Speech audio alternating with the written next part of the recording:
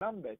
You see growth levels going up, but the kind of jobs that are being created are not necessarily quality, well-paying jobs, properly so-called. And on another breath, these are not sustainable jobs. Quality, well-paying, sustainable jobs. Sustainable, some people get work today. After about a year, it is gone. I'm sure you've heard of many kind of government policies that they aim at creating jobs. We've created 1 million jobs between 2000 and this and 2000 and that. We've been able to do this, that. I'm sure you've heard of these things many, many times. But after that government leaves power, then these people become unemployed again. It is as though a major way to engage unemployment is to tie yourself to the policy of job creation by a particular government. And I think that is the kind of vicious cycle that we've been under in this country. And so that is it. It is an issue of the quality of the job, the sustainability of that job, and how well it pays the ordinary Ghanaian for them to be able to make ends meet in this economy that we live in. See, let's go and look at the kind of profiling, the demographic characteristics of the jobs that people are engaged in. Let's look at the proportion of the Ghanaian labor force that are employed within the agricultural industry. And let's think about the other one is, the agricultural sector. Then we move to industry. Then we move to services. What we are going to find is that a chunk of the populace, a chunk of the labor force are employed within the services space. And a lot of these works are part-time. They are remote jobs. A lot of these works are in the mall, supermarkets, mobile money vendors, etc., etc. These jobs do not really pay much. These jobs do not really pay much. And as such, they are usually, even in the informal sector, they are not engaged in a proper workforce. See, today, like I told a friend some time ago, if you ask someone to find a job, to do something, all that comes to mind is buy and sell. A lot of Ghanaians are engaged in some level of trade. If it's a petty trade, high-level trade, they will tell you we are doing business. But it is trade. It is buying and selling. Then we will see small-scale operators. We are going to see some casual workers who often lack social protection and long-term security. Look at the number of young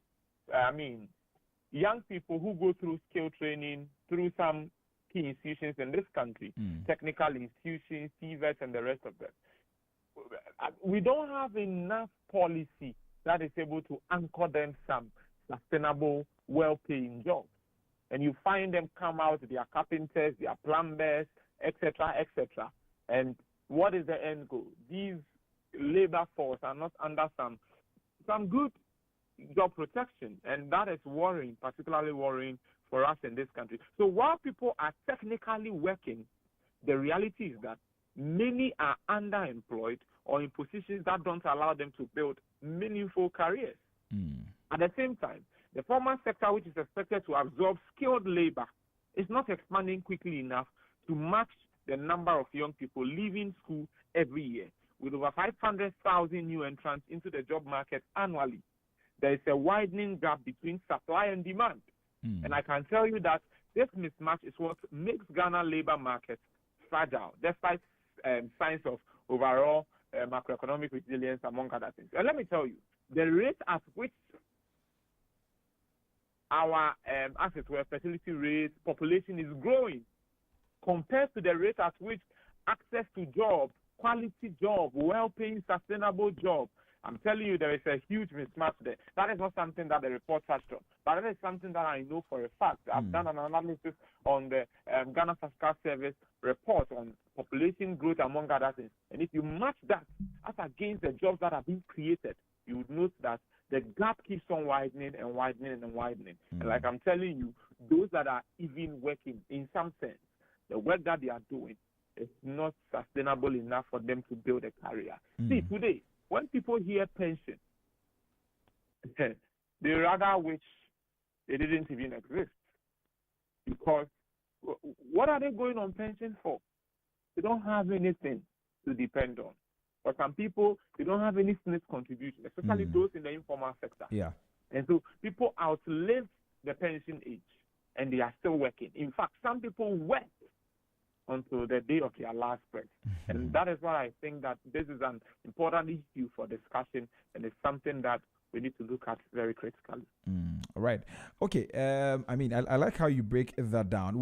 I'm going to just give a brief overview of some of the things that were highlighted in the report by the World Bank to that effect. And so I have so a few of the things. So number one is the jobs challenge. It says that there's not enough job creation for a growing workforce, which exactly is what Emmanuel you try to highlight. It says that from 2012 to 2023, net employment increased by only 250,000, while the working age population grew by 2.7 million. And this disparity led to a decline in labor force participation, especially among youth, whose participation rates dropped from 62 to 41%.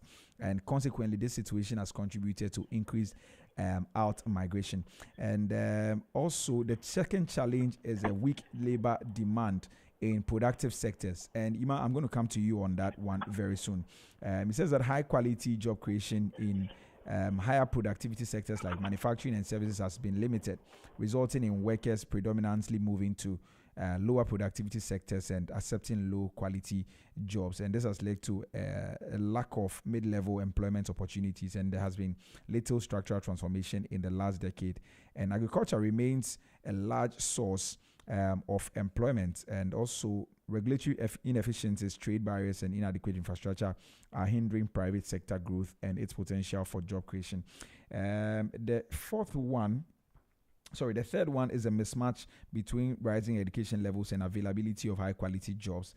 And then the fourth is a high job mobility but limited upward progression.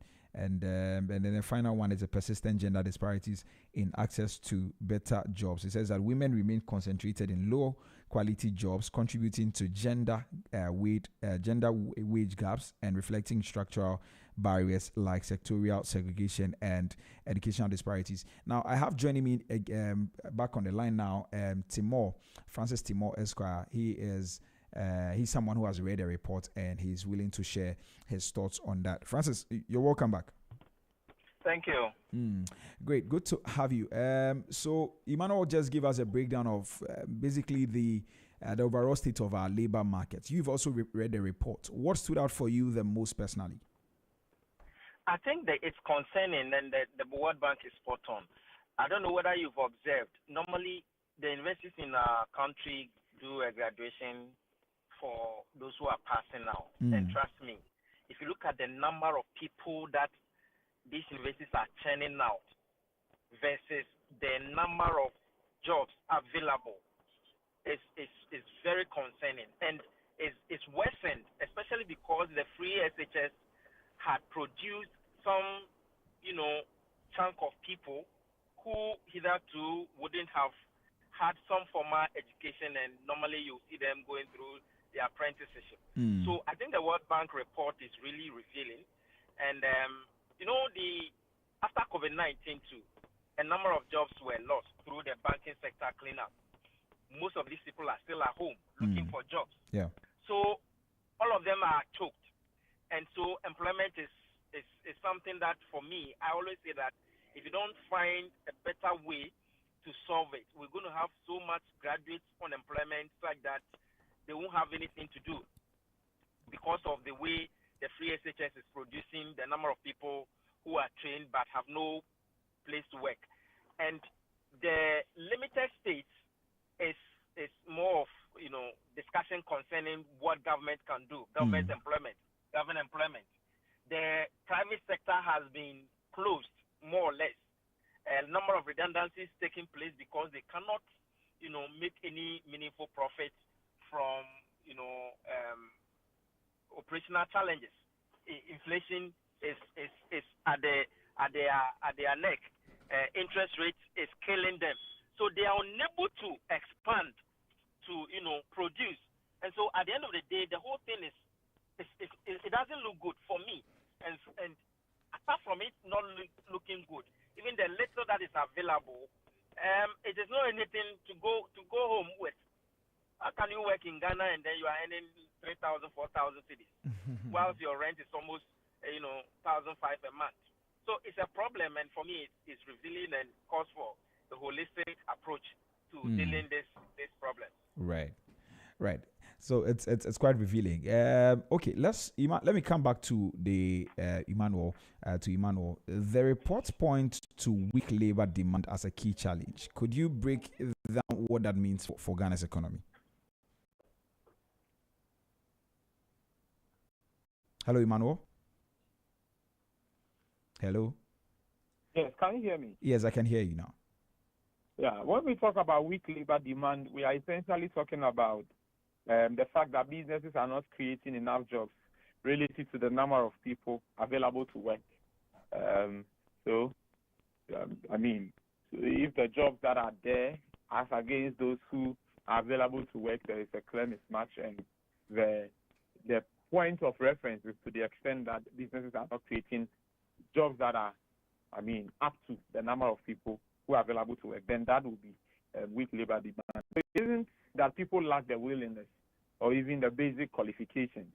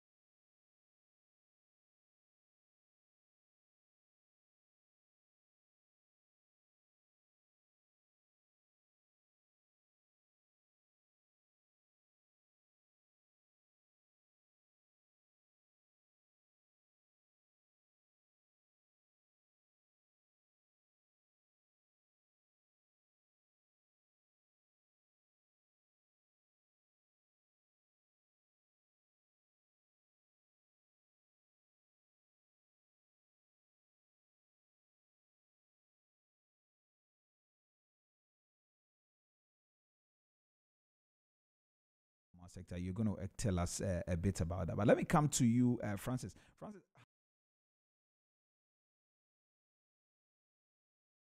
issues, I mean, the issues we're talking about, underemployment, reflected in your own community or in your circles?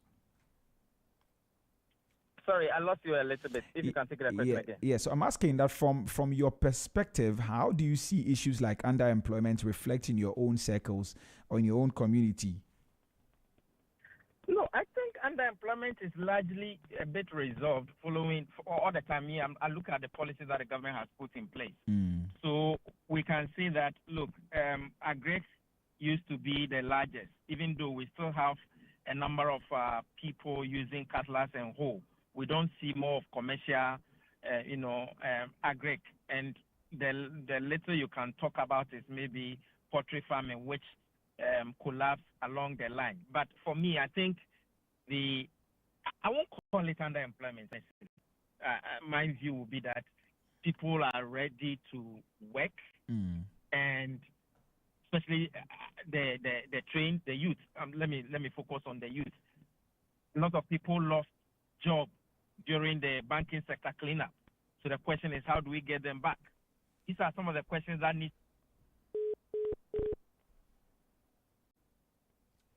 All right. Unfortunately, I think we lost Francis over there. Let me continue the conversation with you, Emmanuel.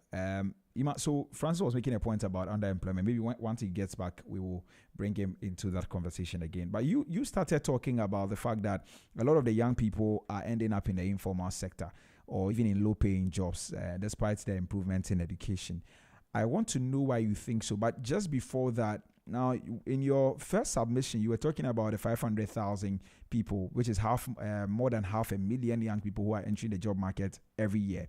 How well do you think the economy is positioned to absorb them? Well, in my opinion, you see, you are talking about the job challenge. That is from 2012 to 2023. That's our net employment increase by just 250,000.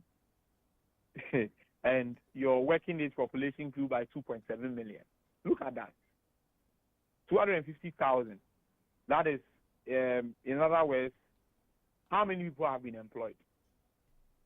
If the number of people who have been employed is 250,000 between 2013 and 2012 and 2023, and the number of people who are willing and available for work is 2.7 million, then that is huge. That is a significant number. That is not a number that you can laugh about. It is a serious matter. Now, if you are asking that...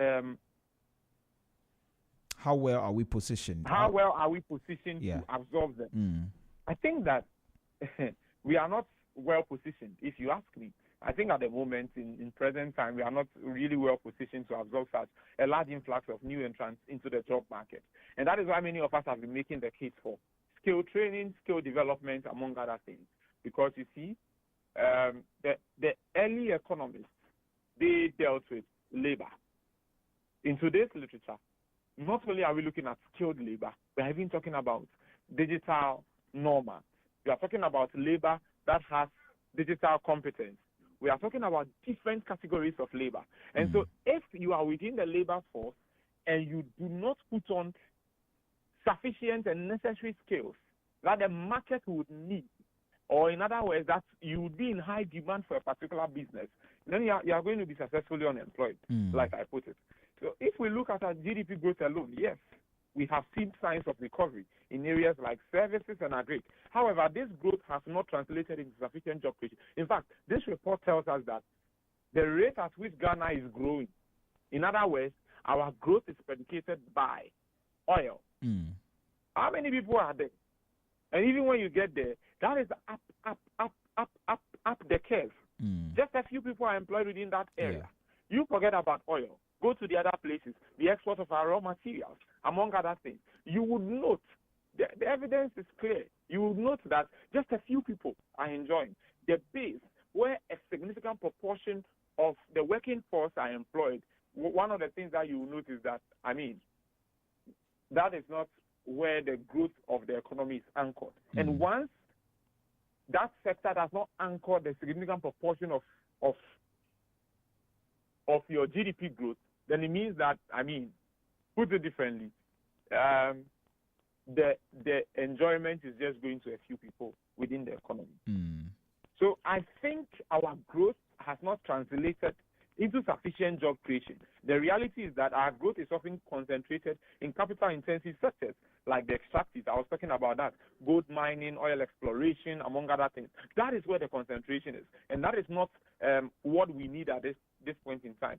You see, those people do not employ large numbers of people, and that is the problem. Where do we see a large proportion of the people? We see them in the agri sector. A large proportion of the Ghanaian, when you break it according to the sector, you see that most of them are within the agri sector, and it is because we've also not automated that area. But let's take it as it is.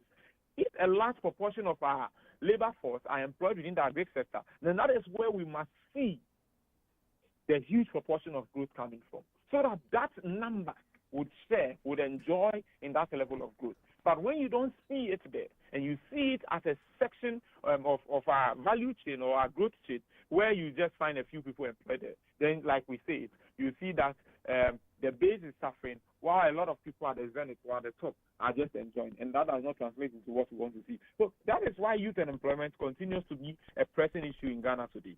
Many of these 500,000 young entrants end up either unemployed in the informal sector or unemployed altogether without targeted policies that promote labor-intensive industries, manufacturing, agro-processing, pharmaceuticals, ICT services, and green jobs. We risk having a generation of youth with skills, but no real opportunities for them. See, there are lots of ways to explain this. It explains why a young person in Ghana dreams of going to the United States of America, going to Germany, going to China, going to Japan, going to wherever. I don't know where they want to go, but where do you want to go? And I think the report talks about that.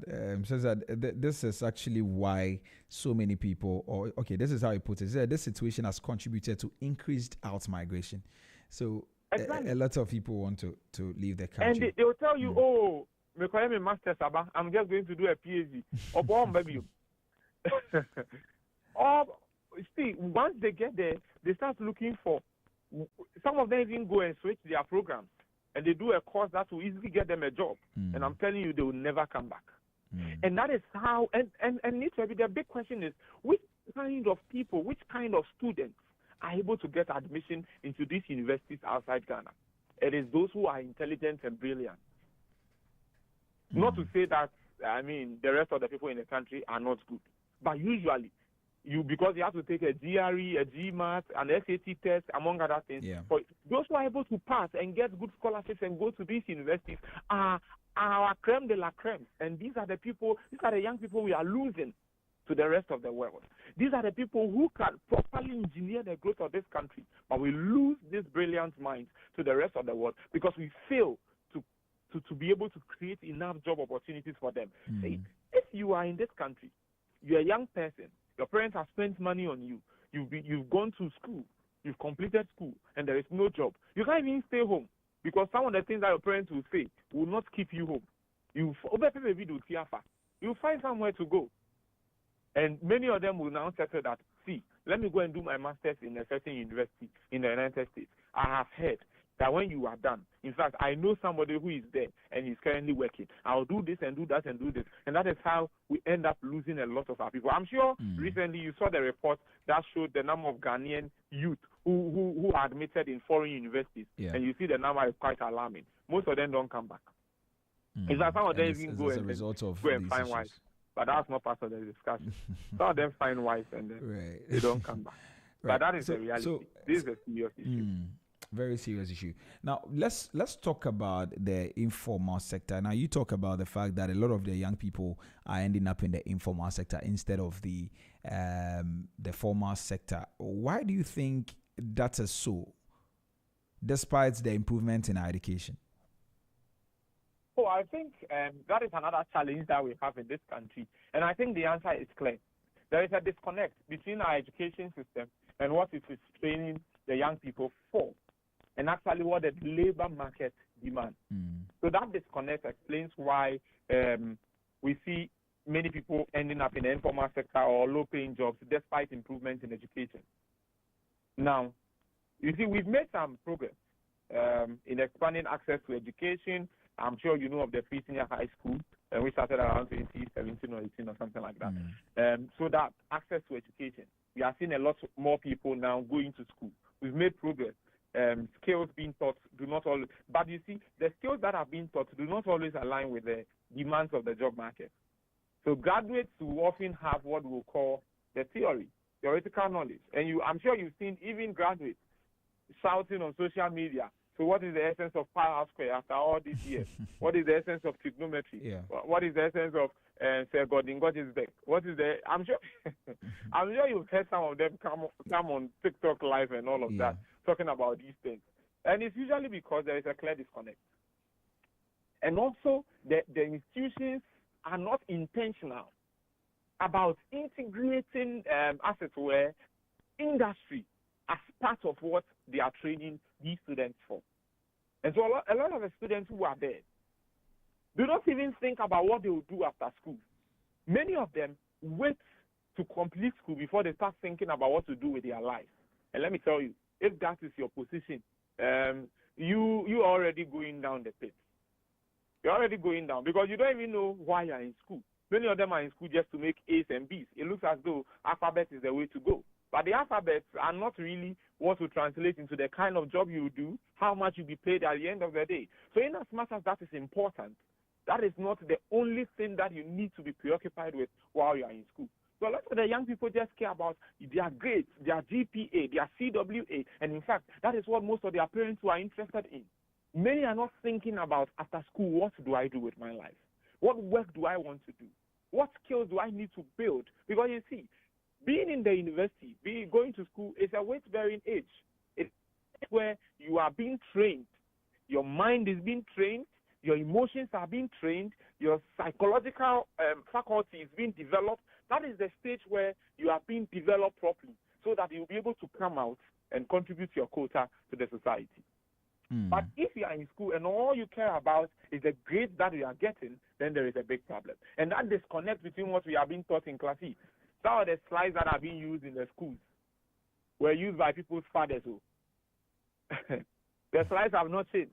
Some of the slides have been used for like 15 years, 10 years. That's a serious problem. And the big question is, within 10 years, within 5 years, so are the lectures saying nothing has changed in this world? Many of the schools, I'm sure students will go through and they'll never hear anything about green carbon. They'll not hear anything about green transition. They'll not hear anything about AI. They'll not hear anything about the emerging issues. They will still go and then, you see, I don't want to talk for my discipline, otherwise it will look like a personal attack. But they'll still go to school and they'll still be learning the same traditional thing. So if your children still bring homework home, yes, if your children, I'm even talking about the lower level, they still bring homework home, and the questions that they are being asked is the same thing you answered while you were going to school, there is a problem. And that is something that we seriously need to pay attention to. And for me, I think that disconnect is something that we need to address. And I think another factor is the lack of job in the formal economy. That is also true. Lack of jobs in the formal economy. And sometimes it looks as though the young people gang up and pray so that the other ones will even die early, so that they will be able to come in. Because it looks like that is the only way into the job market. Because some people are not also willing to retire. Some people are shifting their retirement age and the rest of that. So you can understand that there is some level of frustration within the system. And like I say, I'll say it maybe on every question. It looks like the way to be successfully unemployed is to go to school. If you don't go to school, maybe you'll be employed. But if you go to school, then you count yourself as somebody who is going to be successfully unemployed at the end of the day.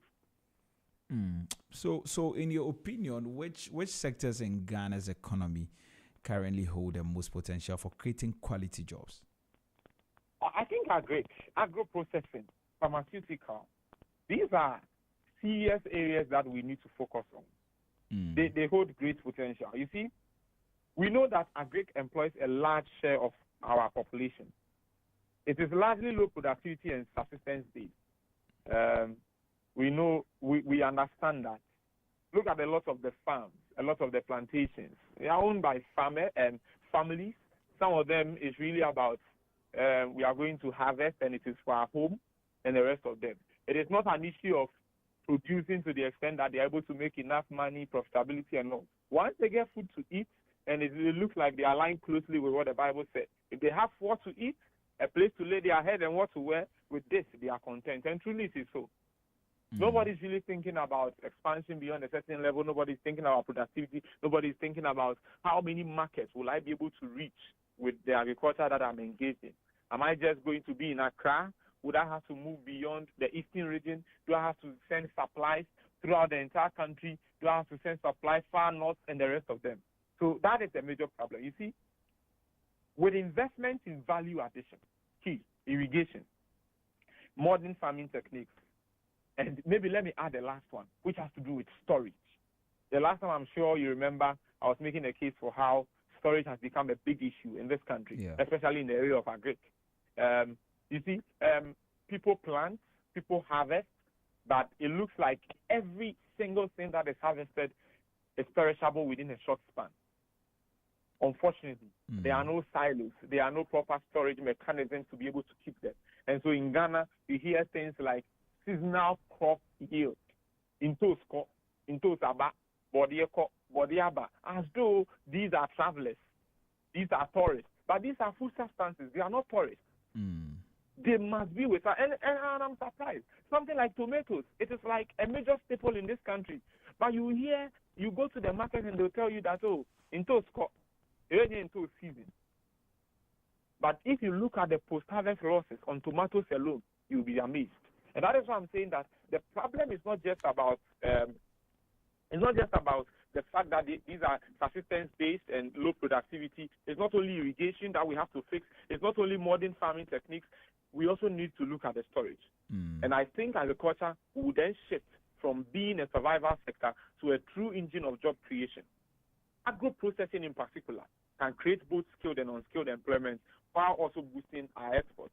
See, ICT and the digital economy is another strong space that is emerging and has immense potential, and we need to pay attention to that. We are seeing young people create jobs in fintech. We are seeing young people create jobs in e-commerce and digital services, often with very little initial capital. Tourism and renewable energy is also another area. In Ghana, there are lots of tourist sites that have not been explored. There are lots of tourist sites that have become something else. We are not really paying close attention to them. How much investment have we put into tourism? How do we see tourism as a country? How do we see tourism as a country? And I don't think we've been intentional about developing that industry, developing that sector. And it looks like, in fact, this is also another thing. It looks like even the programs that our students in this country go to school to read is centered around a certain area. When you go to almost every university, you will see that you have a large number of students within a certain faculty. And some other faculties, you just find a small proportion of the students' number in there. And even for those people, it is true of many things. One, their grades put them there. Two, that is truly their passion. And for many of the people who go to the places with huge numbers, let me tell you, it is usually an issue of they following their friends, what we call herding mentality. Oh, but for you say, yes, of course, we are so I was saying maybe. And that is how we have lost it as a country. And I think that we need to pay attention to some of these sectors that I've mentioned: renewable energy, tourism, ICT and digital economy, agriculture, agro-processing, and the rest of them. And once you're able to do that, I think these hold potential. They can anchor our growth as a country, they will engineer our growth as a country, and we'll move beyond where we are currently. And it will help to reduce our labor deficit in this country. Right. We have just 10 minutes to the top of the hour. This is Business Breakfast on Z. If you just tuned in, we're having a conversation this morning on the state of jobs in this country. And we're focusing on the World Bank report that was released a few days ago. And that is on addressing labor market challenges, the opportunities and challenges in Ghana's economic landscape. And Emmanuel Boateng is helping me have this conversation this morning. We've spoken extensively about it, but I would love to really hear from you. You can send me a WhatsApp on 0544321019, 0544321019. Tell me how this is playing out in your own circles. Do you see employment? Do you see underemployment? What do you think government can do? And what have you? So feel free to send me a WhatsApp. You can as well call me on 030-3956-641, 030-3956-641, and then I give you the opportunity to share your thoughts. We're streaming live on Facebook at ZFMGH and also on YouTube at Z Multimedia. Please do well to drop a comment and I'll read them for you. All right, Ima, let me come back to you. Now, you talked about the sectors that hold potential, tremendous potential, and you talk about agriculture, agro-processing, and all of these areas. You didn't talk about manufacturing and services. Why are they struggling to generate the kinds of jobs that we need? Yeah, these are the challenges of the manufacturing sector. High operational costs, unreliable energy supply. You can call that doom soft. Competition from cheap imports. And I think that many local industries, they struggle to scale up because they cannot compete on price or efficiency. So they remain small and they employ fewer people than they potentially could have done. So in an economy where manufacturing should be absorbing thousands of workers, it instead accounts for a relatively small share of employment. And I think for services, the growth has largely been concentrated on low-skill, low-wage areas like petty trading, hospitality, transport. And these areas will not really pay enough or provide stability. High-end services like banking, consulting, telco, these areas are actually existent, but they employ relatively fewer people and often require specialized skills that, not many can access or many have. And I think that imbalance is why, despite being the largest sector of the economy, services have not delivered enough quality jobs. I see. So there's a lot we have to do in there as well. If we want to really see the manufacturing and services sector doing some very good stuff. Now, the report mentions some regulatory inefficiencies. Talks about trade barriers and some poor infrastructure as barriers to job creation, really. Which of these is the biggest stumbling block in your view? Well, I would argue that regulatory inefficiency is the biggest stumbling block. You see, businesses in Ghana face a multiple layer of bureaucracy, from registering companies to getting access to permits to paying taxes and accessing credit. Each hurdle discourages investment and expansion, which are necessary for job creation. True. And investors usually cite the unpredictability of our regulatory environment. That's a major reason they hesitate to put money into large-scale job-creating ventures. Of course, infrastructure and trade barriers are also important. Poor roads increase the cost of moving goods, while unreliable power raises the cost of production quite high. But if we could streamline regulations, make it easier to do business, and reduce the red tape, then what we are going to see is that we are going to find more local and foreign businesses who would have the confidence to be able to expand. And that expansion is what ultimately will translate into more jobs. It's interesting. Now, these are issues that have been around for a very long time. I wonder why we are not doing so much in there. But tell me, are there some examples, any examples of policies or reforms in Ghana or maybe elsewhere in Africa that show how we can fix these challenges? Yeah, I think there are examples, both within and without. So there are some examples. I think locally and from the region. See, in Ghana, the 1D1S, that's why I took a side. Although it faced some challenges, it was a good idea, if you ask me. Decentralized industrial development and creating jobs that are closer to where people live. Right. That was excellent. That was excellent. But we didn't see much happening, and that is. Of course, that's what I'm saying. It faced its own challenges, but the idea in itself, the conceptualization, the idea was a good one.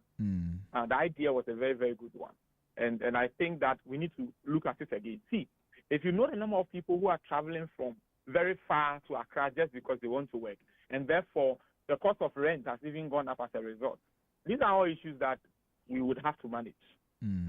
But if you're able to industrialize local economies so that the jobs will be closer to the people in those economies, then that is some good news. That is something that we could take advantage of. That's what I'm saying. The 1D1F was something that was a good idea. So the implementation has been uneven, and it shows that deliberate industrial policy can stimulate job creation if supported with infrastructure and access to markets. I think elsewhere, you can look at Rwanda, for instance. They have made some important progress by cutting down bureaucratic hurdles for businesses. So in Rwanda today, they rank consistently. They rank very high in the World Bank's Ease of Doing Business Index because of reforms that simplify business registration, reforms around their taxation and their trade as well. And I think such reforms usually will boost private sector activity and create jobs. The government would not be able to create all the jobs that are needed or that is needed for the entire economy. Government alone is not enough. We will not be able to do enough in creating the jobs that we all need. No, we need the private sector to actively participate. Until the private sector is able to actively participate in the job creation or in creating jobs, we will still have a big issue. Because we know what happens around government creating jobs. We know there are lots of things that happen around it, and maybe this is not the right time for me to talk about that. Yeah, but you want that to is go the point that I'm making. Yeah. So there's so much we have to do to be able to fix these challenges. Now, you talk about a 1D1F, and I just want to stay on that briefly. So, you know, the whole issue around governments taking over and scrapping policies, regardless of how brilliant they are, you know. And I'm talking about a 1D1F because, I mentioned that we didn't see much happening in there. Indeed, a lot more could have been done. But even though a lot more weren't done, I believe that is something that we could have continued, isn't it? Yeah, but I think so. I agree. I agree. It's something that we could have taken advantage of. Yeah. So. And actually but pursued we it. didn't do. We are not. I don't know whether this government has something in line with that specifically, but. We need to, as a country, I really think that we need to have a look at this. We need to really think through some of these things. When we have new governments, we scrap certain policies. The problem is that we politicize our policies. Once you are politicizing policies, then you create that issue. You know why? It's okay. we politicize every policy. Yeah, this policy is from MPP. Oh, this is the best president we've ever had. This person is a failure. This person is that. You know, that kind of attitude, that kind of comms that we do, communication that we do in this country has not helped. And therefore, when I come in, the people will say I'm a failure. Because even if I continue the policy you started, at the end of the day, that policy is wholly and exclusively attributable to you. It has nothing to do with me, even though I funded it, even though I ensured that it continued to operate. And therefore, I must also bring my own. So usually it is the same thing, wrapped in a different wrapper. And at the end of the day, that is the trouble we have caused ourselves. You need a government, maybe say NDC, to continue an NDC policy and an NDC project. You need MPP to continue an MPP policy and an MPP project. NDC would not want to go and continue an MPP project or policy because at the end of the day, the communication that is going to be out there, we are MPP for and they buy it, and then NDC for it, we NDC for and they buy it, and then MPP for it. The politicization of our policies is one of our major hurdles. And until we are able to break through, we are able to sit as a country and say, look, this is the destiny of Ghana we are talking about. We are not talking about how. I think that is our problem. That is the bottom line of our problem. Until we're able to change our minds, change the way we talk, change the way we see policies and how they impact the economic progress of this country, we are still going to be at the same place. We'll take one step forward, two steps backwards. And I think that's what we have been doing over there. All right. Anyway, let's try and wrap up very soon, Ima. You talked about the private sector. Encouraging the private sector and private sector activity to be able to create more jobs, and you said government is unable to do so. I want to know, how is the private sector responding to our job challenges here in Ghana? Are businesses really hiring, or are they holding back? I don't think businesses are hiring. At the moment, many businesses are holding back rather than aggressively hiring. You see, we have an uncertain economic climate. Of course, our inflation is better now. High cost of credit is also an issue that we have to discuss. But of course, it's 25. It's low relative to what we have seen over time. But it's high when you compare it to the regional average, or you benchmark it against what we see on the global side. So that is the issue. See, when firms struggle with liquidity or profitability, the first thing they cut back is recruitment. Instead, they often rely on contract workers or interns to keep labor costs flexible. That's it. We see that a lot these times. Everybody seems to be doing some graduate intern, some why won't you do graduate contract workers and all of that? Yes, because that is a way to balance your budget. That is a way to use your cash flow or your money efficiently. If you want to go for high skilled labor, like me, you have to pay a lot of money. So let me take you as a graduate intern for 6 months. Let me take you as a contract staff for 6 months. And after 6 months, I'll renew it for you. Then I'll pay you 1,500. I'll pay you 2,000 Ghana cedis. Meanwhile, the cost of that person's rent is more than that amount of money. And at the end of the day, the person says, I'm working. But the person is is better off not working. That you need to say you are working so that people will respect you in society. That's even another matter altogether. So that's really the situation at hand. That's it. Yeah. I see. You're about to say something. You're about to. Yes, I was saying that with that said, I think that some sectors, especially ICT, digital economy, financial services, these sectors are still hiring anyway, though they do so selectively. I mean, we understand that. You see, so these industries are growing industries with potential. They demand specialized skills, which limits how many people can be absorbed into that sector. So until the broader business environment becomes more stable and conducive, I tell you that we are unlikely to see private sector hiring at the scale needed to transform the job market here in Ghana. Right. But in your opinion, what practical steps could make it easier for businesses to expand and create more jobs? The access to financing. So you need to, as it were, reduce the cost of doing business. And that is critical. And it means that you need to ensure affordable and reliable power. You need to ensure better infrastructure. And you need to simplify regulatory processes for businesses.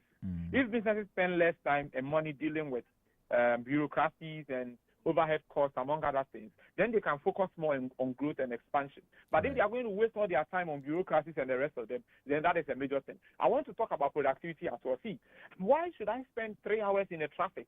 That ordinarily should just be 20 minutes. That is another thing. It is affecting labor and therefore affecting the productivity of businesses.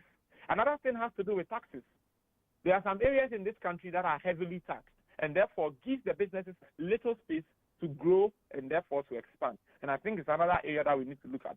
The access to finance has been an issue we've been talking about. It. Even my parents started talking about it before I was born. Today we are still talking about it.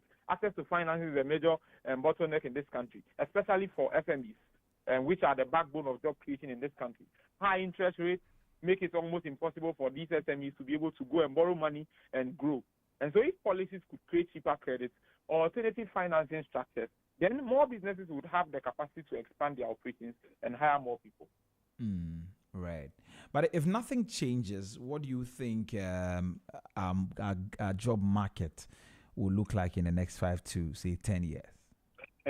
If nothing changes, this is what is going to happen in the next 5 to 10 years. We are likely going to see even higher rates of youth unemployment and youth underemployment. The informal sector will expand further as more young people will resort to survival level activities. And this may sustain livelihoods in the short term, but it won't build the kind of middle class we need to be able to drive our economic transformation. We risk having a workforce that is largely underutilized and frustrated. In the worst case scenario, it could lead to social and political unrest and subsequently instability. Idle youth are more vulnerable to crime. They are more vulnerable to migration pressures, and therefore everybody will japa in this country, and we'll leave it for you. And we are going to see some level of disillusionment. And I think that it is not just an economic issue. It is a national security threat that we need to pay attention to. It will lead to some level of social cohesion concerns as well. The urgency cannot be overstated. All right, Ima, I'll let you go. And now the good news is that the finance minister, deputy finance minister, actually said that next year the budget is going to focus largely on job creation. So we hope that something good will come there. If you had to recommend just one bold move for Ghana to change the job situation, what would it be, Ima? Yeah, my recommendation really, before I even recommend, let me just say that the Deputy Finance Minister, I like what he has said, just that I want them to focus on sustainable, well-paying jobs, not jobs that will die with their government. Right. I know why I'm saying that. But to my recommendation, if I had to recommend one bold move, it would be a national strategy to boost our local intensive industrialization. Let us deliberately invest in manufacturing. Let us invest in agro-processing and value addition. We can create jobs at scale for both skilled and unskilled workers. Let us not export all the cocoa because we'll be earning some dollars. Let us think about how to expand the value chain around our cocoa. Let us think about how to expand our value chain around our extractives. Not every gold should be exported out of this country. Not every mineral that we export, that we extract out of the ground should be exported. What have we done with it? It is interesting. We are here mining gold and the rest of them, and a lot of our people are here importing products from gold from elsewhere. There is nothing we have been able to do to be able to add value to the gold that we extract in this country. And I think that is an area that I think we should focus on. That is going to be what I'm going to talk about. Life is not just about exporting all that you have. It also includes you adding value to what you have so that when you export it, you earn much more than you would have earned in its raw state. And I think that is something that we need to do as soon as possible. Of course, it will require complementary reforms like reliable power, modern infrastructure, and a business-friendly regulatory environment. But if Ghana focuses seriously on building a strong industrial base, we could move from an economy of survival jobs to one of productive, sustainable employment. That is the game changer that we need. That is the reset that we need. That is the reset that we need. All right. Ima, thank you very much for your time. Today we've extended our time a bit, but I'm really grateful that you stayed till this point. Thank you very much for sharing your thoughts and your insights with us. You're welcome. All right. Okay, that was Emmanuel Boating, our in-house economic analyst. Early on, we're joined by Francis Timor Esquire.